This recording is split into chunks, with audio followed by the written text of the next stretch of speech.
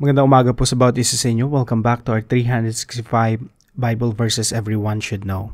Maraming salamat po sa katuwang natin ngayong umaga, yung Tres Marias. No? Maraming salamat po sa inyo kapatid. Pagpalain po kayo ng ating Panginoon. At hello po kay Kay na isa sa pinaka mahilig mag-devotion. Everyday ang kapal ng devotional book niya. So ayan, lagi ko po siyang tinatalo sa chess. So, tuloy po natin ating talakayan patungkol po sa encounter God. Kapag po na-encuentro natin yung Diyos, imposible na hindi tayo magkaroon ng matinding pagbabago sa ating mga buhay. Meron talagang 180 degree na pag-ikot, no? Merong mga turning points. Merong mga breakthroughs kapag po na-encounter natin ang Diyos. Now, tingnan po natin dito sa Exodus chapter 3 verse 12. Ito po yung encounter ni Moses sa ating Diyos. So, sabi po rito sa Exodus chapter 3, isang araw, binabantayan ni Moses ang mga hayop ng biyanan niyang si Jethro. Now, yung background po niyan, si Moses po, no, pinanganak po siya ng, yung blood niya, Hebreo. Pero, lumaki siya bilang prinsipe sa Egypt. Now, ito po si Moses, nung anino po ito ni Kristo, no? Pareho sila ni Jesus Christ nung pinanganak siya, nagkaroon ng mass massacre ng mga bata. Pero siya lang yung naligtas, napunta siya sa household ng paraon. At doon siya lumaki, inampon siya ng pamilya ng paraon. Kaya siya ay isang prinsipe ng Ehipto. Now, nung first 40 years ng kanyang buhay, nandun siya sa Egypt, train siya, doon siya nag-aral, kultura ng Egypt. Yung Egypt at that time, yun yung pinaka-advanced, no, na civilization. So, si Moses, well-trained, prinsipe. Ngayon, ang problema, pinatay niya yung kapwa niya Egyptian nung nakita niya yung kapwa niya, mga Hebreo, pinapahirapan ng mga Egyptians. So, yun ang kadahilanan kung ba't siya tumakas at napunta siya rito sa Midian. No? Dito sa Midian, nag-stay siya ng another 40 years. So, dinala ni Moises ang mga hayop malapit sa ilang at nakarating siya sa Horeb. So, isipin nyo, 80 years old na si Moses dito. 40 years siya sa Egypt, another 40 years sa Midian. Tapos, biglang may nagpakita sa kanya yung anghel ng Panginoon sa anyo ng naglalagablab na apoy. So, na-curious siya, parang merong nag-aapoy pero hindi naman nasusunog. So, nagtataka siya. Pinuntahan niya tong lugar na ito. Na yung palapit na siya, biglang, by the way, yung angel of the Lord, yung nagpakita sa kanya yung angel of the Lord, most likely, most probably, si Jesus to. Okay? Kumbaga yung kapahayagan ng Panginoong Jesucristo sa Old Testament. Now, nung malapit na siya doon sa naglalagablab na mababang punong kahoy, biglang kinausap siya, Moses. Tapos nagtataka siya, tinatawag siya, Moses. Tapos sabi niya, narito po ako. Tapos sinabi na ng Diyos sa kanya, huwag kang lumapit dito. Yung lugar na ito ay isang holy ground, so to speak. So, magubad ka ng sandals mo. Tapos, pagkatapos ito, sinabi ng Panginoon, nakita ko ang paghihirap ng aking mga mamamayan sa Ehipto. Ngayon, bumaba ako rito para iligtas sila at gagamitin kita. Kaya sa verse 10, sabi rito, kaya ipapadala kita sa paraon para palayain ang mamamayan kong Israelita sa Ehipto. Tapos dito sa verse 12, ito po yung talata natin, no?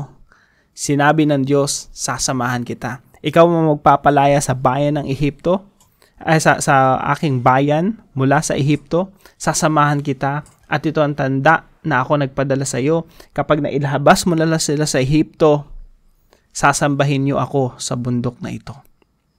Ito po yung talata natin ngayong umaga.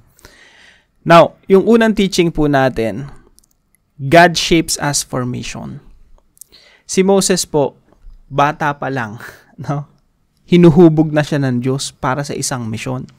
Hindi naman alam ni Moses ba't siya pinanganak nung panahon na yon. Bakit Bakit siya lang yung isa sa mga, or probably isang baby sa maraming babies na naligtas, no?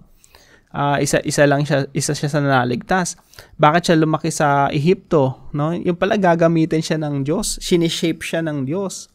Bakit siya napunta sa Midian? Marahil sinishape siya, hinuhubog siya ng Diyos para isang malaking misyon na dadali niya yung bayan ng Diyos sa disyerto. At doon he will shepherd God's people. Dati ang pinagpapastulan niya yung mga tupa sa disyerto or kung saan man. Darating ang time pagpapastulan niya mga tao. Siguro maraming mga learning experiences si Moses under Jethro. By the way, si Jethro, yun yung biyanan niya. Marami siyang natutunan doon paano mag-manage ng bayan ng Israel. So, si Moses, ginamit siya ng Diyos para palayain ang bayan ng Israel mula sa Ehipto. At I think he's the perfect person for that mission. Kasi 40 years siyang Prince of Egypt. Alam niya yung kultura, alam niya yung situation, alam niya yung paano makikipag-usap, no? Siya yung perfect person for the job. Now, bakit siya yung perfect person for the job? Kasi siya yung hinuhubog ng Diyos. Ganon din po sa atin, no? God shapes us for mission. Maraming mga nangyayari sa buhay natin in the past na gagamitin pala ng Diyos. Talent natin, skill natin, yung pinag-aralan natin, family background natin, lugar kung saan tayo pinanganak, trabaho natin. Hindi natin alam, yung pala gagamitin ng Diyos, hinuhubog pala tayo ng Diyos para sa isang mission, no? By the way, marami tayong missions dito sa mundo. Pero meron tayong one main mission. Yun yung matututunan po natin sa ating pag-aaral ngayong umaga. Now, number 2, God encounters people in the fullness of time. Yung kagaya si Moses, na-encounter niya yung Diyos sa takdang panahon. Isipin nyo, 80 years old na siya noong mga panahon na ito. 40 years sa Egypt, 40 years sa Midian, tapos biglang nagpakita sa kanyang Panginoon. For God, that's the fullness of time. Moses, I will call you for missions. And number 3 po, God calls people to do mission impossible. Yung Diyos po, tumatawag ng mga tao para gumawa ng mga bagay na hindi nila kayang gawin. Isipin niyo po, si Moses, no? Papalayain niya yung bayan ng Israel mula sa Ehipto. Imposible niyang gawin yon. Now, siya yung gagamitin ng Diyos para matupad yung misyon ng Diyos. So, si Moses po ginagamit lang. Basically, this is God's mission. Mission to ng Diyos. Si Moses, kasangkapan lang. Ganon din po tayo, no? When God encounters us in the fullness of time, gagamitin ka bilang kasangkapan ng Diyos. Hindi ibig sabihin nun, meron kang mission ng sarili mo. Ang Diyos ang may mission, gagamitin ka lang niya. At magagawa mo yung mission impossible. Imposible yan sa atin, pero sa Diyos possible. Para sa atin, sa ganang ating kalakasan, tatawagin tayo ng Diyos sa mga bagay na hindi natin kayang gawin. Kasi, ang Diyos yung gagawa noon. At siya yung tutupad ng kanyang misyon. Kaya sabi rito ng Diyos, sasamahan kita. I will be with you. I will do the mission. I will just use you in the process. Now, number 4 po, God's ultimate mission is to bring people back to Himself. Yung pinaka-mission talaga ng Diyos, again, sabi ko nga, marami tayong mga mission dito sa buhay. May mission tayo sa pamilya, may mission tayo sa trabaho, may pinapagawa tayo sa Lord, pinapagawa ang Lord sa atin sa eskwelahan, kung estudyante ka, kung ano man yung skill and talents mo, may mga papagawa sa iyo si Lord. Pero yung ultimate mission nating lahat ay kung ano yung mission ng Diyos. Now, God's ultimate mission, yung mission ng Diyos na yon, yun yung mission nating lahat. Ano yon? To bring people back to Himself. Upang maipanumbalik yung mga tao sa Kanya. Kaya sabi po rito, kaya niya ililigtas yung bayan ng Israel mula sa Ehipto. Para daw saan? Sabi rito, kapag nailabas mo na ang mga Israelita sa Ehipto, sasambahin ninyo ako sa bundok na ito. Gusto ng Diyos, maibalik yung mga tao sa Kanya. Yung mga tao maging worshipers niya muli. No? Kaya si Moses, nung nailabas niya yung bayan ng Israel, ginamit siya ng Diyos, ibinigay yung 10 utos, itinuro ni Moses sino ba talaga yung tunay na Diyos. Diyos ni Abraham, Isaac at Jacob. At sila ay natutong sumamba sa Diyos. Now, napakatigas ng bayan ng Israel, napakatigas ng ulo nila, very stubborn, laging sumasamba sa Diyos-Diyosan, manunumbalik sa Diyos, sasamba sa Diyos-Diyosan, babalik sa Diyos. Pero yung mission ng Diyos hindi nagbabago. I will bring you back to myself. Kaya tayo, kahit nahulog tayo sa pagkakasala, lagi tayong binabalik ng Diyos, no? Lagi tayong bumabalik sa mission natin, sa purpose natin, which is to worship and glorify God. Now, yung mission natin na yun, hindi nagbabago yun. Tinutulungan natin yung mga mahal natin sa buhay, mga kaibigan natin na maging worshiper din ng ating Diyos. Now, ano po yung application natin sa mga katotohanan ito? Number 1 po, find our purpose in God's mission. Ang bilis nating umimbento ng mga purposes natin, no? Pag tinanong natin, what's your purpose? Gagawa tayo ng mga sarili nating mga kadahilanan ba tayo nag-e-exist? Pero wag na po tayo magpakapagod pa, isipin pa natin kung anong purpose natin. Nandiyan na sa Bible kung ano yung purpose natin. Yung purpose natin, may kinalaman to sa mission ng Diyos. At ang mission ng Diyos is to bring people to Himself. Kaya, kung sasabayan mo ang Diyos sa mission na yon, matatagpuan mo yung tunay na purpose mo. Kasi ang purpose mo talaga, ba't ka nilikha ng Diyos, sumamba sa Kanya. Sabi nga ni John Piper, no, mission exists where worship does not. Ibig sabihin, nag-i-exist yung mission sa isang lugar o sa mga tao na hindi sumasamba sa Diyos. Ibig sabihin talaga, ang mission ng Diyos, ibalik yung mga tao palapit sa Kanya. Kaya po, when we find our mission in God, when we find our purpose in God's mission, pati trabaho mo, pati pamilya mo, pati kaperahan mo, ang purpose lahat niyan patungo sa mission ng Diyos. No? And number 2 po, let's pray for breakthroughs and turning points. Panalangin natin na magkaroon tayo ng encounter with the Lord.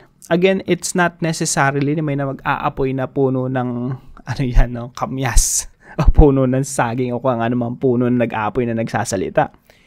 Hindi kailangan ganun yung seryosohin lang natin yung salita ng Diyos. Nangungusap yung Diyos sa atin sa pamamagitan ng Biblia.